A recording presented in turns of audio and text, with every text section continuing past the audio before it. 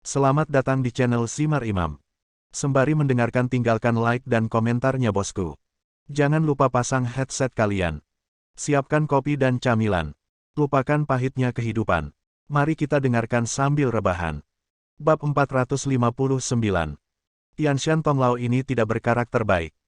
Bahkan jika mereka bekerja sama sekarang, sangat mustahil baginya untuk membiarkan Tianshan Tonglao mengambil alih sekte seni bela diri kuno yang baru. Dan jika itu ada di tangan Anda sendiri, Anda mungkin bisa menjadi bidak catur Anda di masa depan. Oleh karena itu, sebaiknya nyatakan prasyaratnya dengan baik. Lin Zhengzhou di samping memperhatikan kecerdikan Ye Tianzong yang luar biasa. Kakakku memang punya dua kuas. Hanya dengan beberapa kata, dia bisa menghilangkan semua bahaya sejak awal. Tentu saja, tak masalah. Selama itu bisa membantuku membangun sekte yang lebih kuat, tidak masalah apakah aku menerimanya atau tidak. Selanjutnya, saya percaya pada kekuatan Panglima tertinggi, dan Anda akan dapat membantu saya menyelesaikannya, jadi saya bersedia bekerja sama dengan Anda. Saya bisa memberitahu Anda semua yang saya tahu dan saya tidak bisa memberitahu Anda apapun. Terlebih lagi, selama saya bisa melakukan sesuatu, saya akan melakukan yang terbaik. Dikatakan, Penatua anak Tianshan melihat sekeliling dan berkata dengan suara rendah, namun, penghubung akan segera datang, bagaimana kalau kita tidak sedang terburu-buru? Ye Tianzong melambaikan tangannya sedikit dan berkata dengan tenang, wetland park ini telah diatur oleh Anda sebelumnya. Dan semua orang di luar wetland park diatur oleh saya. Jika penghubung benar-benar tiba, saya pasti sudah menerima beritanya sejak lama. Jadi, mari kita bicarakan tentang kita dulu, dan saat kita kembali, perlahan-lahan aku akan menanganinya. Mari kita bicara tentang Huang Ruzong dan Anda dulu. Mari kita ringkas dan langsung ke sasaran. Saya tidak ingin membuang waktu lagi. Apakah Anda mengerti? Ya, Komandan. Dapat dilihat bahwa penatua anak Tianshan saat ini telah sepenuhnya menyerah kepada Ye Tianzong. Saya tidak berani berpikir untuk melangkahi. Tentu saja, hanya karena keadaannya saat ini tidak berarti hal itu akan terjadi di masa depan. Bagaimanapun, penatua anak Tianshan ini memiliki niat jahat sejak awal. Siapa sebenarnya dia, kita perlu mengandalkan pengamatan di masa depan untuk mengetahuinya. Sekarang, Huang Ruzong berada di kota kumuh, di ibu kota provinsi. Ada sebuah villa di sana, dikelilingi oleh pegunungan dan dipenuhi oleh para master. Dia dapat dengan jelas melihat situasi apapun di sekitarnya, dan ada banyak pusat pelatihan di dalamnya, termasuk yang untuk pembunuhan. Pelatihan personel juga disertakan. Sekarang, dia menunggu laporan saya dan akan mengirim personel ke sana. Jadi, maksud saya adalah saya akan mengatur agar orang-orang dikirim ke villa alih-alih para pembunuh ini, dan membiarkan Huang Ruzong menanganinya secara pribadi. Tentu saja, masalah ini tidak dapat diketahui siapapun, termasuk penghubungnya, dan, untuk sementara, kami masih perlu meyakinkan kontak kami untuk mempercayai kebenarannya. Kemudian, saya akan pergi ke ibu kota provinsi dalam beberapa hari. Saat itu, saya dan orang-orang saya akan bekerja sama di dalam dan di luar untuk menangkap mereka semua. Ye Tianzong menyela. Lin Zhengzhou di samping juga menggema, dengan membunuh Huang Ruzong, kita dapat mengetahui plot lain yang dimiliki Linan. Dengan cara ini, Panglima tertinggi dapat memberitahu wilayah utara dan menyesuaikan tindakan sesuai dengan kondisi lokal. Saya khawatir, selain memberikan laporan palsu kepada pihak lain, saya memiliki kegunaan luar biasa lainnya. Setelah mendengar ini, Tianshan Tonglao segera menyela karena Anda mengatur si pembunuh, sehingga Anda dapat merespons secara internal. Namun, Huang Ruzong ini, ada juga senjata rahasianya. Sebenarnya saya belum pernah melihatnya dengan mata kepala sendiri. Saya baru dengar dia menyimpan rahasia besar tentang Perang Utara.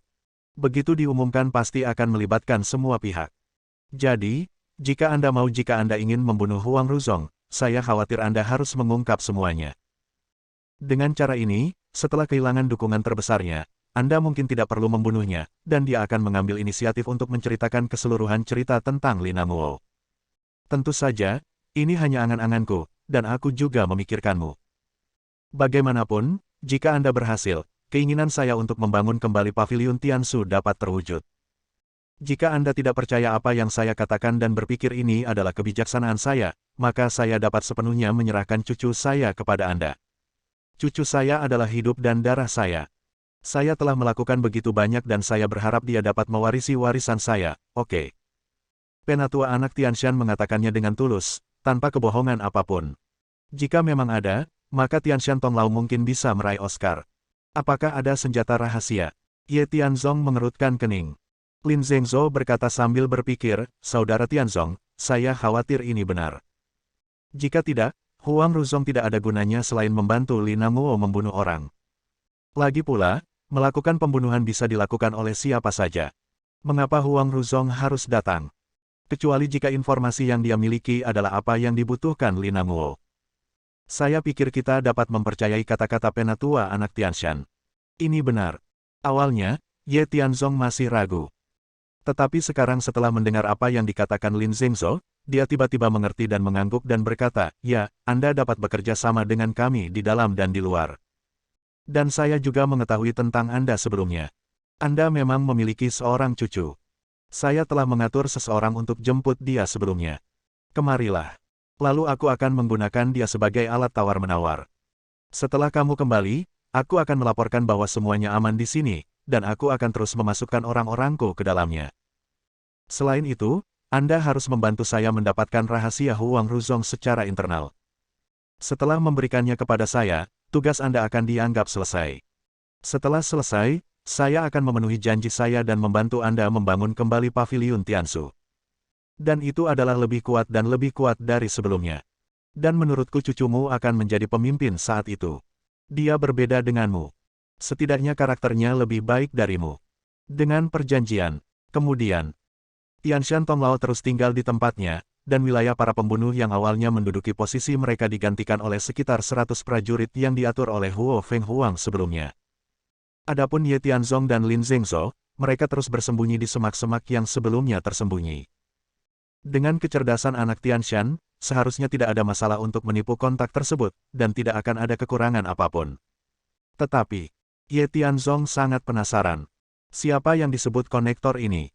Bagaimanapun, Huang Ruzong adalah bawahannya, dan dia mungkin mengenal seseorang yang dapat mengambil tanggung jawab sebesar itu. Mengkhianati. Ini adalah sesuatu yang Ye Tianzong tidak bisa toleransi apapun yang terjadi. Oleh karena itu, dia hanya ingin tinggal di sini dan melihat-lihat sebelum berangkat. Waktu berlalu menit demi menit, sekitar 15 menit, dan penghubung akhirnya tiba. Ye Tianzong menahan napas dan berkonsentrasi, melihat penghubung perlahan mendekat, semakin dekat, menjadi semakin jelas. Sampai akhir, Ye Tianzong tidak bisa menahan diri untuk tidak mengepalkan tinjunya ketika pihak lain menunjukkan wajah aslinya dan tertawa serta mengobrol dengan tetua anak Tianshan. Saudara Tianzong, apakah Anda kenal penghubung ini? Merasakan sesuatu yang aneh pada Ye Tianzong, Lin Zhengzhou segera bertanya dengan suara rendah. Namun, Ye Tianzong tetap diam, dengan ekspresi serius, melihat ke arah kontaktor, mengertakkan gigi, merasa sangat benci. Sampai akhir. Lalu dia berteriak dengan marah dengan suara rendah, itu Zhang Tianyao. Zhang Tianyao. Mendengar.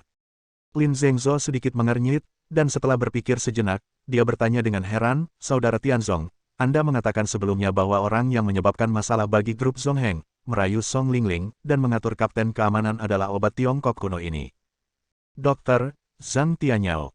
Selain itu, menurut pengamatan saya dan guru saya, ahli yang berada di klinik Tianjin Siang pada waktu itu mungkin juga dia. Dia sekarang adalah kontak Huang Ruzong, jadi dia adalah orangnya Huang Ruzong, dan dia juga terhubung dengan Ye Qingfeng. Katakan padaku, apakah Ye Zongtian tahu identitasmu? Tidak. Jika dia mengetahuinya, saya khawatir dia tidak perlu menunggu saya menemukannya, tetapi dia akan datang ke rumah saya. Hubungan saat ini adalah Zhang Tianyao adalah laki-laki Huang Ruzong, dan Huang Ruzong terkait dengan Ye Zongtian. Menurutku, ini seharusnya mereka memiliki hubungan yang baik secara pribadi, dan terus terang, Ye Zongtian mungkin juga tidak tahu apa-apa, jadi selama dia menjatuhkan Ye Qingfeng dengan tenang, Ye Zongtian tidak akan tahu tentang itu. Ayo pergi, sekarang kita tahu siapa penghubungnya, dan saya mungkin memahami situasinya di sini, kita tidak perlu terlalu khawatir. Mari serahkan pada penatua anak Tianshan untuk menanganinya. Ayo kembali dulu. Ini tidak lebih awal malam ini. Nah, besok pagi, kita harus menyelesaikan penandatanganan kontrak 3 pihak. Setelah masalah ini diselesaikan, Yuro dan aku bisa pergi ke ibu kota provinsi dengan pikiran tenang. Tinggalkan Wetland Park. Pukul 1 dini hari, kami kembali ke villa besar. Setelah bertukar salam singkat, Ye Tianzong diam-diam kembali ke kamar tidur. Lampu telah dimatikan dan Ren Yurou sedang berbaring di tempat tidur, dia seharusnya tertidur lelap. Dia juga takut mengganggunya, jadi Ye Tianzong berjingkat, tapi dia belum punya waktu untuk menyelinap ke tempat tidur. Awalnya gelap, tapi tiba-tiba menjadi terang. Ren Yurou menyalakan lampu dan bangun untuk mulai bekerja.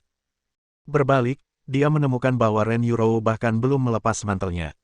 Tangannya terlipat di depan dada dan berkata dengan tenang, bagaimana kalian berdua menikmati barbecue?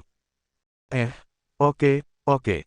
Ye Tianzong tampak malu dan berkata sambil tersenyum, Yurou, ini sudah larut, kenapa kamu belum tidur?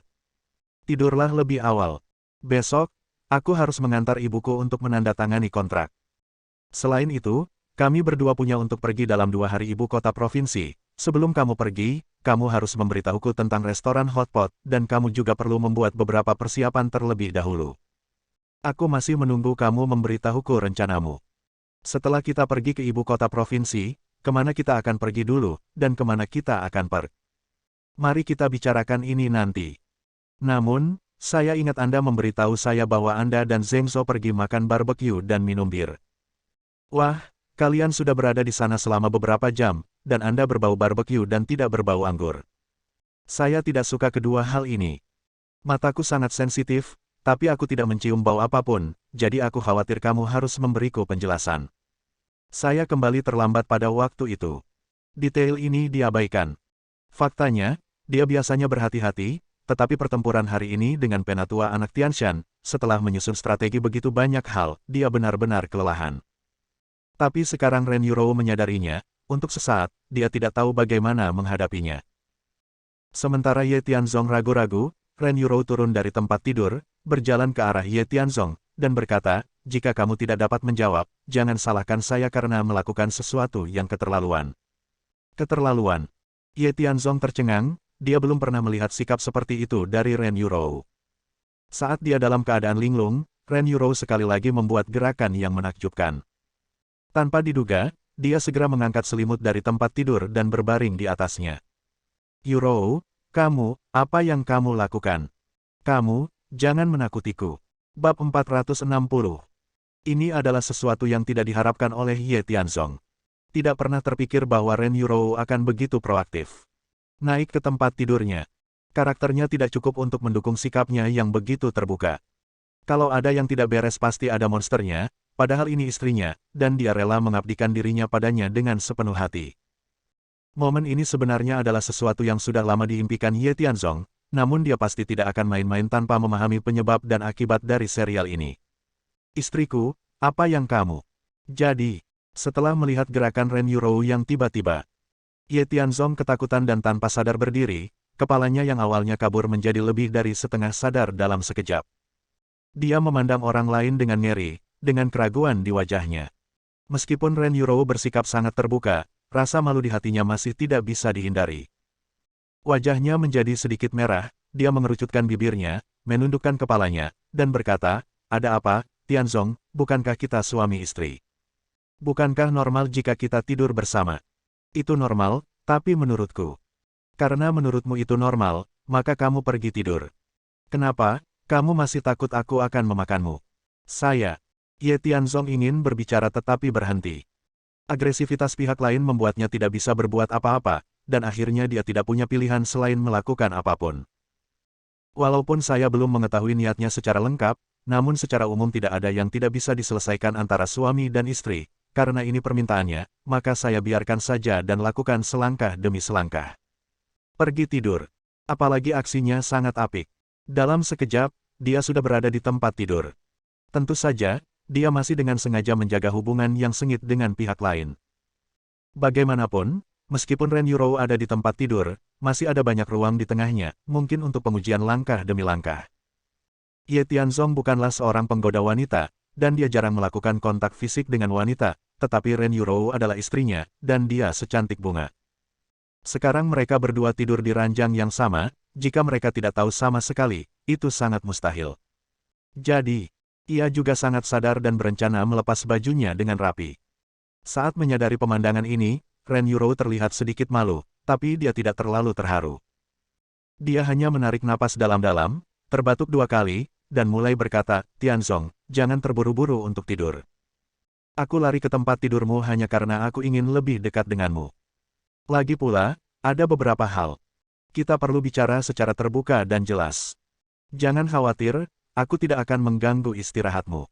Setelah itu, aku akan kembali ke tempat tidurku sendiri. Lagi pula, klinikmu baru saja dibuka, masih banyak hal saya harus menghadapinya, dan saya masih harus menghadapinya. Mari kita membuat persiapan akhir untuk perjalanan kita ke ibu kota provinsi. Ah, kata-kata ini mengejutkan Ye Tianzong. Apa yang sedang terjadi di sini? Jangan takut, dia tidak berniat melakukan apapun dengannya. Hanya untuk membuat percakapan lebih terbuka dan jujur, saya mendekat ke sisi saya. Entah kenapa, ini tiba-tiba membuat Ye Tianzong merasa kecewa. Namun, dia adalah orang yang suka menghibur dirinya sendiri. Setidaknya, situasi ini adalah awal yang baik. Dia tidak mengecualikan dirinya sendiri, dan bahkan dapat berbicara dari hati ke hati di ranjang yang sama. Saya percaya di mana ada kemauan, pasti ada jalan, dan pasti akan lebih banyak lagi ke depannya, masih banyak lagi keuntungan yang menanti Anda. Jadi, setelah terkejut sesaat, dia segera mendapatkan kembali ketenangannya, mengangguk sedikit, dan berkata, "Baiklah, jika kamu ingin bicara, mari kita bicara baik-baik." Tentu saja, saya tidak ingin klise itu menjadi tidak berarti. Kami ingin untuk berbicara, bicara langsung pada intinya, beberapa hal penting, tentu saja, ini hanya pengingat saya yakin Anda dapat melakukan sesuatu. Sebenarnya sangat mudah. Benar, sekarang aku sudah membuka simpul di hati kakak, dan tidak ada lagi obsesi di hatiku.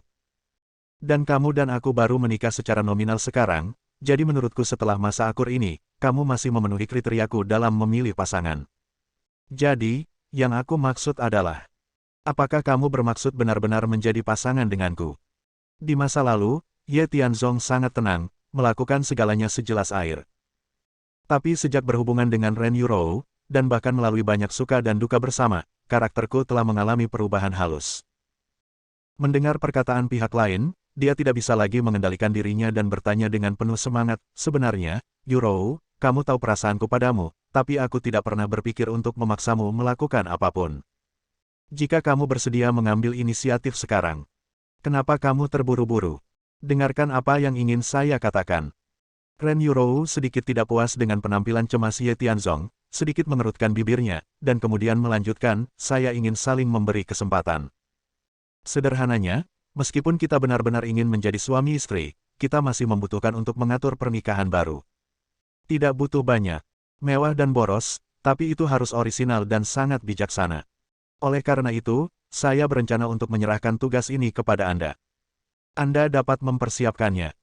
Setelah kita kembali dari ibu kota provinsi, jika pernikahan Anda membuat saya merasakan ketulusan Anda, maka saya akan bersedia mengabdikan diri sepenuh hati untuk itu.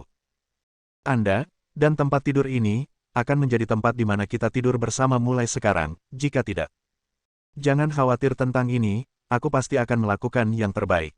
Haha, jangan bicara terlalu pelan. Aku punya banyak permintaan.